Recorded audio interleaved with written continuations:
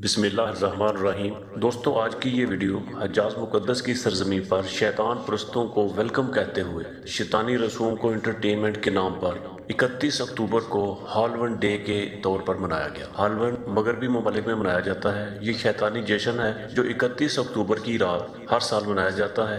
اس دن امریکہ، Canada اور یورپی ممالک میں چھٹی ہوتی ہے۔ یہ 2000 سال قدیم یہ جشن عیسائی راہبوں کے مطابق ایک مقدس رات ہے۔ اس رات مغربی ممالک کے توہم پرست لوگ خوفناک لباس اور شکلیں بنا کر ہاتھوں میں ڈھول، پلیٹیں اور شور شرابہ کر کے شیطان کو دور کرنے کی کوشش کرتے ہیں۔ شیطان پرستوں کے مطابق اس رات دو دنیاؤں کے درمیان حائل دروازے کھول دیے جاتے ہیں اور خدا مردوں کی روحوں، جنوں اور شیطانوں کے ہمراہ زمین پر آتا ہے۔ اب سعودی خاندان نے حجاز مقدس کی سرزمین پر شیطان پرستوں کو ویلکم کہتے ہوئے شیطانی رسوم کو انٹرٹینمنٹ کے نام پر عوام کے اندر فروغ دینا شروع کر دیا ہے۔ اس سے پہلے بھی سعودی ولی عہد محمد بن سلیمان سعودی عرب میں جوئے، شراب نوشی، رقص، سرور، مرد و عورتوں کی مشترکہ پارٹیوں، سینما اور مغربی فلموں کی نمائش اور دوسری اسلامی مخالف چیزوں کی اجازت دے چکے ہیں۔ ہیلون کی اس تقریب کو غیر تصوراتی طور پر ڈرونا ویکینڈ کا نام دیا گیا ہے۔ یہ ریاض بلو ورلڈ میں 2 دن تک جاری رہا۔ اس تقریب کی سعودی گورنمنٹ نے خود میزبانی کی۔ انہوں نے اس تہوار کے لیے مخصوص لباس زیب تن کر کے آنے والے پر داخلہ مفت کی پیشکش کر کے لوگوں کو اس میں شرکت کی دعوت دی۔ اس کی وجہ سے ایک بہت ہی عجیب و غریب منظر دیکھنے میں آیا۔ مسلمان بھوت، راکش اور چڑیلوں اور بدروحوں کا لباس پہن کر گھوم رہے تھے۔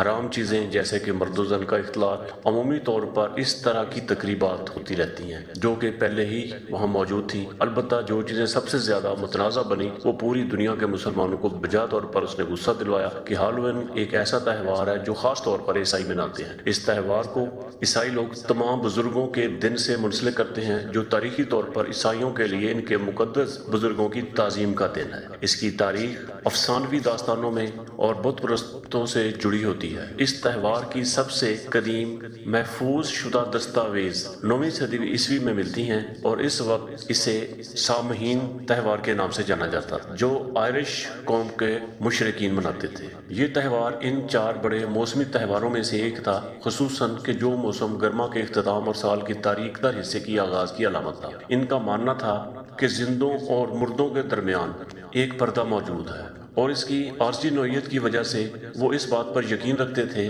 کہ اس دوران یہ پردہ باریک ترین ہو جاتا ہے، اور ان کا یہ بھی خیال تھا کہ اس دنیا اور دوسری دنیا کے درمیان ایک گزرگاہ بھی کھل جاتی ہے، اور یہ بھی ان کا خیال تھا کہ ان دنوں میں بدروحیں اس دنیا اور دوسری دنیا سے آپس میں ملتی ہیں۔ اس طرح کی باتیں کلٹی قوم کے لوگوں کے درمیان بہت خوف کا باعث ہوتی تھی، اور اسی وجہ سے اس دن کی جانے والی تمام تر رسومات ان روحوں سے تحفظ حاصل کرنے کے مقصد کے لیے سر انجام دیتی جاتی رہیں۔ وہ لوگ لکڑی کے ایک بہت بڑے پہیے کو جلا کر آگ کا الاؤ روشن کر دیتے تھے، اس میں ہڈیاں ڈال دی جاتی تھیں اور اس طرح اسے بون فائر کا نام دے دیا جاتا تھا۔ مویشیوں کو قربان کیا جاتا اور بطور نظر و نیاز بدروحوں کو پیش کیا جاتا تھا تاکہ انہیں مطمئن کر کے ان کے غیظ و غضب سے محفوظ رہا جا سکے۔ اس 3 روزہ تہوار میں حصہ لینا سب کے لیے لازم تھا، اور جو بھی شرکت کرنے سے انکار کرتا حکام کی طرف سے اسے سخت سزا دی جاتی۔ لوگ اس الاؤ سے آگ کے شعلے روشن کر کے اپنے گھروں میں واپس لے جاتے، ان کے ساتھ اپنے آتش دانوں کو روشن کرتے اور ساری رات کھانے پینے اور اپنی مذہبی رسومات اور علوم غیب کی رسومات کو ادا کرتے ہوئے گزارتے۔ کھانے کی میز کے ارد گرد ایک نشست خالی چھوڑ دی جاتی تاکہ اگر فوت ہوئے شخص میں سے کسی کی روح وہاں پہنچ جائے تو وہ ان کے ساتھ بیٹھ کر کھانا کھا سکے، اور ایسا معلوم ہوتا ہے کہ یہ تہوار بھرپور کھانے کا ایک اہم ترین دن ہوا کرتا تھا۔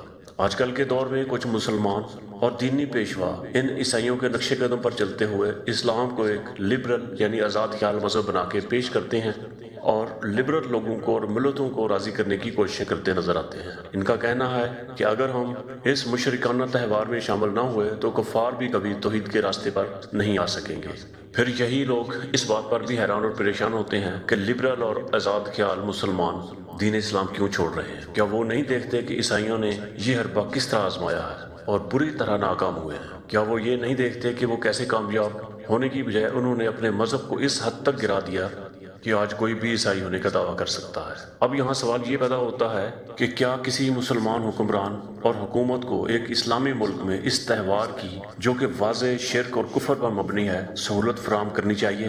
کیا مسلمانوں کو خاموش رہنا چاہیے اور حاکم وقت کی اطاعت کرنی چاہیے، جبکہ وہ ایک مسلم ملک کو لادینی اور غیر مذہبی کرنے کے لیے لامتناہی دباؤ ڈال رہا ہو؟ اور یہ سرزمین کوئی عام سرزمین نہیں، بلکہ یہ پوری دنیا کے مسلمانوں کا مرکز اور محور ہے۔